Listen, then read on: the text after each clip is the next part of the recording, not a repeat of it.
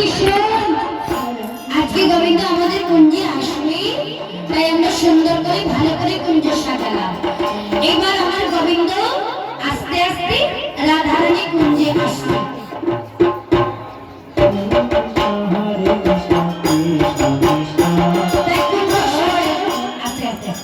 রাধারানী কুঞ্জ সাজালো। এবার গোবিন্দ এই কুঞ্জের মধ্যে নৃত্য করতে করতে দুষ্ট থেকে ফিরে মা যশোমতীকে বললো, মা যশোদা, আজ আমি ওই যমুনার হিল্লুল দেখতে যাব। কেননা মাকে তো সত্যি বলতে পারবি না যে আমি রাধারানী কুঞ্জে যাব, তাই মাকে মিথ্যা বললো। যশোদা মাকে বললো, মা আজকে আমি যমুনার হিল্লুল দেখতে যাব। আর এদিকে রাধারানীকে মুরলীর ধ্বনিতে বললো, রাধারানী কুঞ্জ সাজাও। তাই মা যশোমতীর কাছ থেকে বিদায় নিয়ে আমার গোবিন্দ রাধারানী কুঞ্জে প্রবেশ করছে। ওই আমি রাধা রাধা রাধা বলে কাশী নয়ন জলে রাধা বিহারে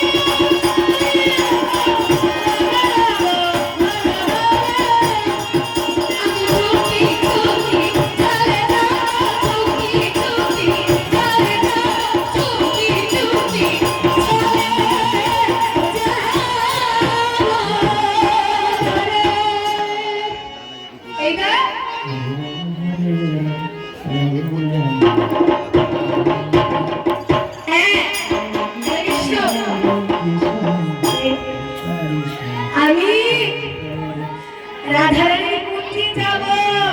সবাই বুঝতে পারছেন তো? হাতুটা কে কে বুঝেছেন? কে কে বুঝেছেন হাতুটা? হ্যাঁ বাবা, এত ভালোবাসা সবাই আমাকে। হ্যাঁ আমি খুব আনন্দ করছি কিন্তু। হ্যাঁ এটা কেমন জানেন কি? আমার স্বামী কি? হ্যাঁ ওইটা নিয়ে এসে এত ভক্ত দেখতে সত্যি সত্যি বলছি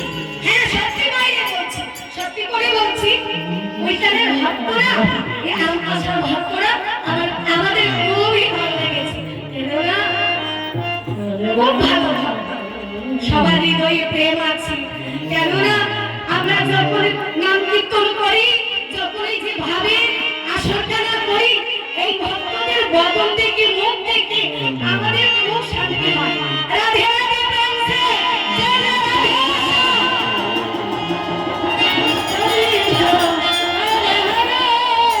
হরে কৃষ্ণ। তাই